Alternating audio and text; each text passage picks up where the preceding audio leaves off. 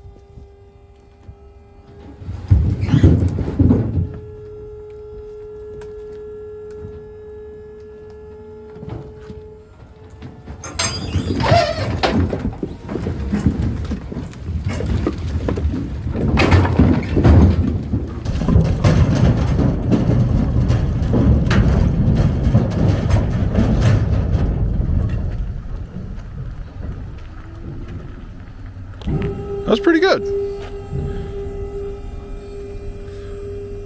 Filled our whole alleyway, got it nice and close to the splitter, and make it nice and easy for us to grab it and throw it on through. Hopefully the tractor will be able to push all these rounds up close to the splitter as we start making our way through the pile, limiting our travel time. Did that just work as well as I thought it did? It looks pretty good in my book. That looks excellent. It's almost like you've seen somebody do that on YouTube. Believe it or not, I haven't. Most of the stuff you see on this channel, I haven't seen other people do, and I just copy it. But that I've not seen. This is a Pollock special. This is a Dude Ranch special. This is a pretty good trailer load. Going through it, looking at it, you got some nice big ash rounds, a little bit of black birch. There are a couple miscellaneous red cedar in here, but for the most part it's all ash, maple, and black birch. Really nice stuff. This will be a good trailer load of ready to burn premium split firewood.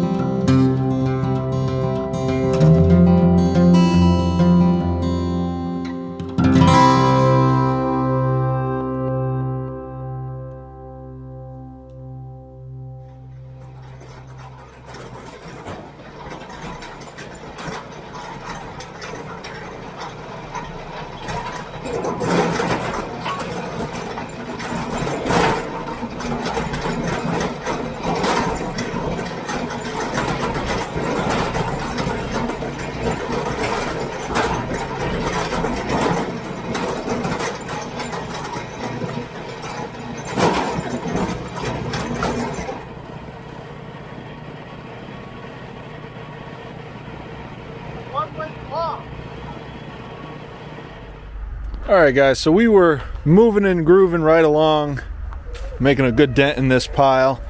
I was running the machine and I turned my back. We were on the brink of catastrophic failure. The bars somehow managed to misalign themselves. One side of the track has advanced a link, so now we're off balance, and I think if we just kept running it that way, we were bound to just break the chain again before we were able to fix our paddle issue. So that's where we're at. Jake just ran up to go get the tool to break the chain so we can advance the one link and get back to it. All right, guys, we just got it fixed up. I'm not really what Chris said, explaining how it broke, but it was off by one link up at the top again. Took like less than 10 minutes to fix, but still kind of a pain in the butt. Chris is heading out. Say goodbye, Chris. See you guys later. So he was splitting for a while without me because we had a contractor come to the house and I had to be there to talk with Sarah. We're getting a bathroom redone, but conveyor's theoretically fixed. Splitter is still good. Hey guys, like, comment, subscribe. Yeah, I don't know if you could hear that, but he said like, comment, subscribe. He's taking Betsy home, and we got plenty of wood to split, so we're gonna fire the machine back up and keep on going. Oh, and I got a fire going to start burning up some of the bark. I also put a little tote underneath the catch tray, that way, you know, most of the stuff falls right in there, and we can just throw little pieces in there. So now we have scraps, kindling, and bark, because a lot of bark falls off all this ash. So we're trying to organize as we go. That way we can minimize cleanup. So here we go.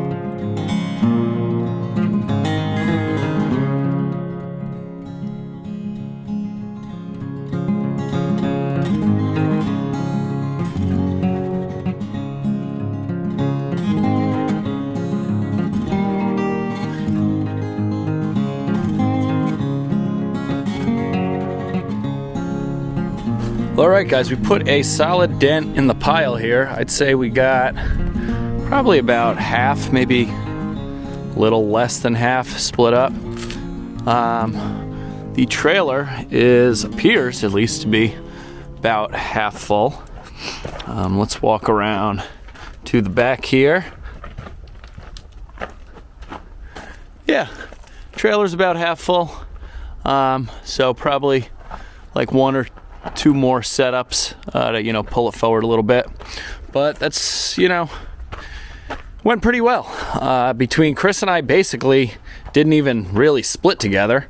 The bucket, the tote under here, did a real good job of catching a lot of the stuff, and as you guys saw, everything was pretty much cleaned out. So that's pretty much how much scrap we made in about half a trailer.